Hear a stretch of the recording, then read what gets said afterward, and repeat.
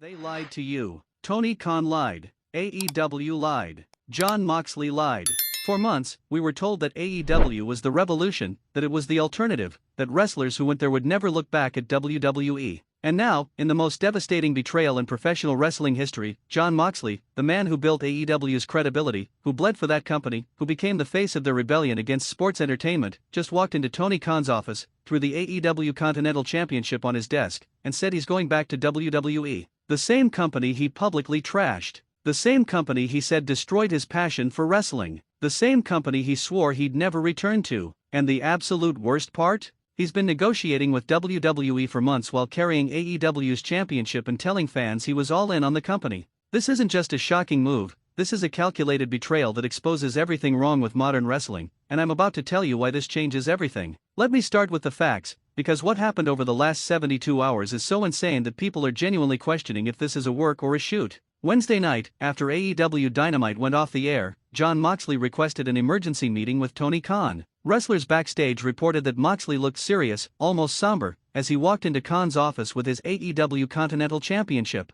What happened in that meeting stayed private for about 6 hours, until Moxley himself posted a statement on social media that sent shockwaves through the entire wrestling world. The statement was short, direct, and absolutely devastating, effective immediately. I am relinquishing the AEW Continental Championship. My time with All Elite Wrestling has been the honor of my career, but I've been presented with an opportunity one cannot refuse. To the AEW locker room, to Tony Khan, and to the fans who supported me, thank you for everything. My next chapter begins at the Royal Rumble. The Royal Rumble. WWE's Royal Rumble. Jon Moxley, the man who has been AEW's backbone since day one, is going back to WWE, and he's doing it in the most high-profile way possible. Not a quiet return. Not a surprise appearance months from now. He's entering the Royal Rumble, one of WWE's biggest shows of the year, less than 3 weeks after walking out on AEW with their championship. The wrestling world immediately exploded. Social media became a war zone. AEW fans felt betrayed, devastated, and angry.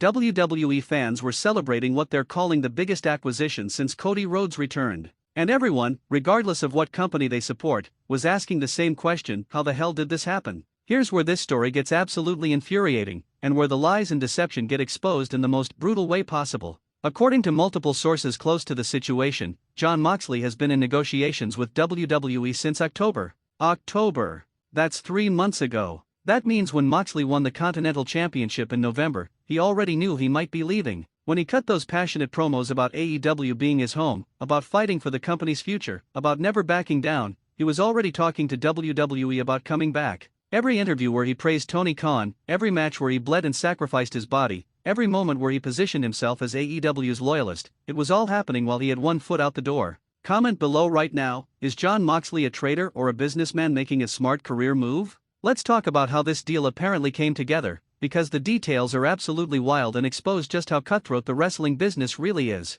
According to sources within WWE, the initial contact didn't come from Moxley, it came from Paul Heyman. Yes, Paul Heyman, who has been quietly rebuilding relationships with former clients and talents he respects, reached out to Moxley through back channels around the time of WWE's Saudi Arabia show. The pitch was simple but compelling: your work in AEW has been incredible, but imagine what you could do with WWE's resources, platform, and creative direction under Triple H. Moxley reportedly dismissed the idea initially. He's been vocal about his issues with WWE, about how the corporate structure and scripted promos nearly killed his love for wrestling. But Heyman kept the conversation going, and apparently brought Triple H directly into the negotiations. Triple H, who has completely changed WWE's creative philosophy since taking over from Vince McMahon, promised Moxley something he never had during his first WWE run: complete creative freedom. That's the key phrase that apparently changed everything: creative freedom. Triple H allegedly told Moxley that he could be himself, that there would be no scripted promos, no corporate buzzwords, no watering down of his intensity and edge. He could be Jon Moxley in WWE, not Dean Ambrose playing a character written by people who didn't understand him. And Triple H sweetened the deal with something AEW, for all its strengths,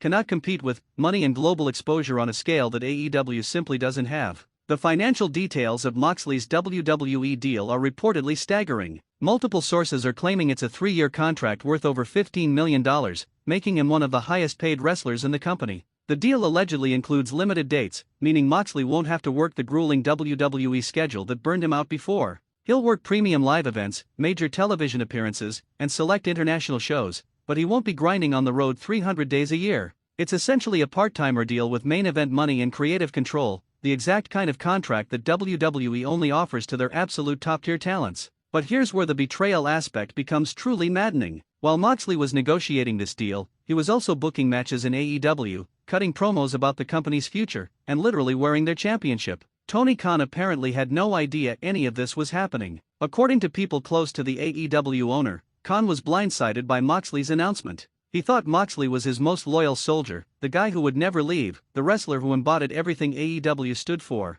Finding out that Moxley was secretly negotiating with WWE while carrying AEW's championship reportedly devastated Khan on a personal level. The backstage reaction in AEW has been described as a mix of shock, anger, and betrayal. Some wrestlers understood it from a business perspective. WWE offered more money and better opportunities, and Moxley has a family to support and a finite career. But others felt personally betrayed, especially the younger talent who looked up to Moxley as a mentor and role model. How do you trust anyone's commitment to the company now? How do you believe anyone when they say AEW is their home, when the guy who said it the loudest just walked out for a bigger paycheck? Quick question for the comments: if you were an AEW wrestler, how would you feel about Moxley right now? Let's talk about what this means for AEW, because the implications are catastrophic. Jon Moxley wasn't just another wrestler on the roster, he was the heart and soul of the company. He was there from day one. He was the first wrestler to truly validate AEW as a legitimate alternative to WWE, proving that major stars could leave WWE and thrive elsewhere.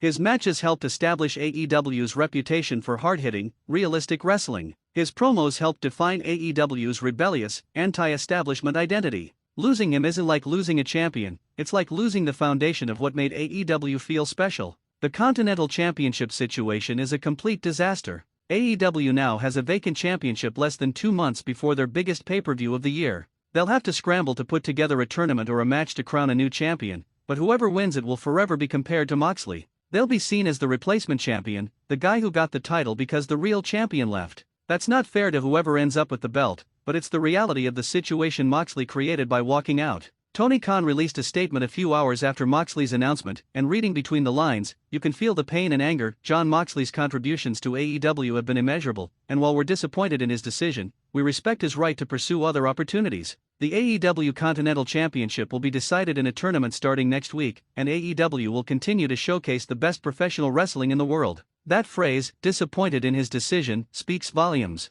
Khan isn't wishing Moxley well. He isn't thanking him for his service with warmth and gratitude. He's using corporate language that barely masks his frustration and sense of betrayal. And can you blame him? Khan invested millions of dollars into AEW, built the company around talents like Moxley, gave them creative freedom and huge contracts, and now one of his biggest stars is jumping ship to the competition. The AEW locker room is reportedly in crisis. There was an emergency meeting after Dynamite where Tony Khan addressed the roster and tried to rally the troops, but sources say the mood was somber. Chris Jericho reportedly spoke up and tried to inspire confidence, saying that AEW has survived losing Cody Rhodes and will survive losing Moxley, but the comparison to Rhodes just made things worse. Because losing Cody was one thing, he left on somewhat contentious terms and wasn't universally beloved backstage. But Moxley was different. Moxley was supposed to be loyal. Moxley was supposed to be the guy who would never leave. Several AEW wrestlers have posted cryptic messages on social media that seem to be taking shots at Moxley without naming him directly.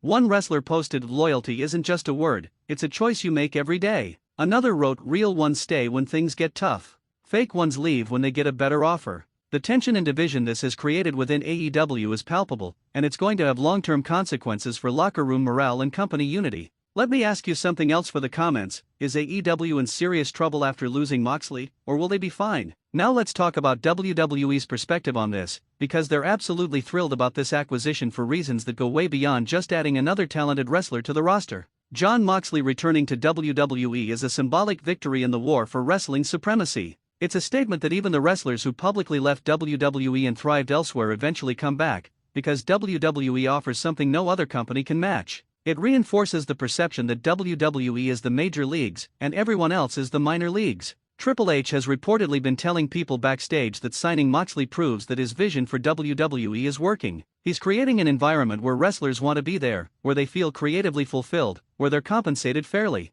The fact that someone like Moxley, who was so publicly critical of WWE and so closely associated with the alternative, would choose to come back validates everything Triple H has been trying to build since taking over creative. The plans for Moxley's WWE return are reportedly ambitious. He's entering the Royal Rumble as a surprise entrant, and there's serious discussion about him winning the entire match and headlining WrestleMania. Think about what that would mean symbolically: a guy who left WWE, became the face of the competition, and then came back to main event WWE's biggest show. It would be the ultimate statement that WWE is where top-level talent ultimately belongs. But there's also speculation about other storylines WWE has in mind. The Shield reunion possibilities are obvious, with Moxley, Roman Reigns, and Seth Rollins potentially working together again in some capacity. There's also talk about a Moxley vs. CM Punk feud, two guys with massive creative differences and legitimate tension who could create absolute magic together. And then there's the nuclear option, Moxley vs. Cody Rhodes, two former AEW guys battling for supremacy in WWE, with all the meta-storytelling implications that comes with it. WWE's creative team is reportedly ecstatic about the possibilities. They see Moxley as someone who can work with anyone, who brings instant credibility to any feud, and who can help elevate younger talent while also having main event feuds with established stars. The flexibility he offers, combined with his willingness to do hardcore matches and his reputation for toughness, makes him an incredibly valuable addition to the roster. But here's where things get really interesting and controversial. There are whispers that Moxley's return might not be permanent. Some sources are suggesting that his 3-year deal includes options that allow him to potentially return to independent wrestling or even back to AEW after his contract expires, depending on various factors. If that's true, it adds another layer to this story. Moxley might be viewing this as a lucrative 3-year WWE run to secure his family's financial future before potentially returning to the company he helped build. Drop a comment. Do you think Moxley ever goes back to AEW, or is this move permanent? Let's address the elephant in the room. Is Jon Moxley a hypocrite? For years, he's been vocal about WWE's corporate culture, about how it nearly destroyed his passion for wrestling, about how leaving WWE was the best decision of his career. He's given countless interviews talking about creative freedom, about wrestling the way he wants to wrestle, about not being constrained by corporate mandates. He literally wrote sections in his autobiography criticizing WWE's creative process and how it stifled talent. And now he's going back. For money and exposure, he's returning to the same system he criticized. Sure, things have changed with Triple H in charge, but it's still WWE. It's still a publicly traded company with corporate oversight. It's still the same basic structure that drove him away in the first place. So yes, there's absolutely a hypocrisy angle here, and AEW fans are rightfully calling him out for it. But let's be fair and consider the other perspective. Moxley is in his late 30s. His body has taken tremendous punishment from years of hardcore wrestling and grueling schedules. He has a wife and a young daughter. Financial security for his family is a legitimate concern, and WWE is offering significantly more money than AEW can provide. Is it really hypocrisy to take the best available deal for your family's future? Or is that just being a responsible adult?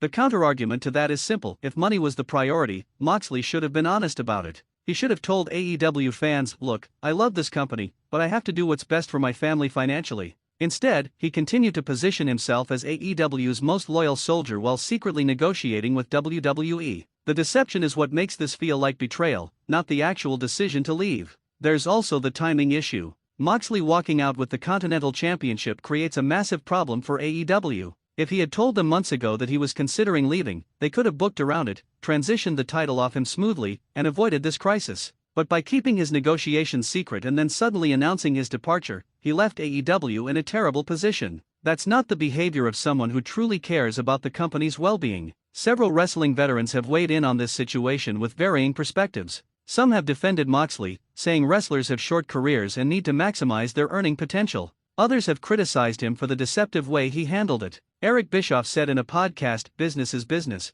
but there's a right way and a wrong way to handle these situations. Moxley handled this wrong." Jim Cornette went even further, calling Moxley's decision the most selfish move I've seen in modern wrestling and accusing him of pissing all over the company that made him a star after WWE misused him. Another common question for you: are the wrestling veterans right to criticize Moxley, or should they mind their own business? Let's talk about what this means for the broader wrestling landscape, because the implications extend far beyond just Moxley and these two companies. This situation reinforces the perception that WWE is the ultimate destination for wrestlers, that no matter how much success you have elsewhere, WWE represents the pinnacle of the industry. That's devastating for AEW's attempts to position itself as a legitimate equal to WWE. How do you convince fans that AEW is just as important when your biggest stars keep leaving for WWE? It also creates a precedent that's potentially dangerous for AEW's future. If Moxley can leave mid-championship reign with relatively little consequence, what's stopping other wrestlers from doing the same? Kenny Omega's contract is up next year.